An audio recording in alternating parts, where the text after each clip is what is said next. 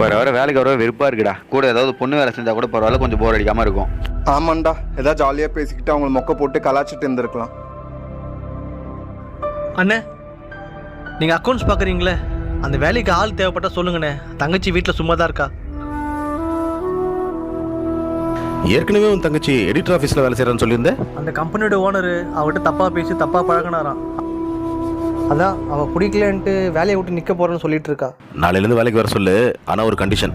அண்ணே, தப்பாக பேசின அந்த நாயை நாக்க பிடிங்கிற மாதிரி 4 வாரத்தை அசிங்கமாக கேட்டு சொல்லு. அப்போ வேலைக்கு சேர்த்துக்கிறேன்.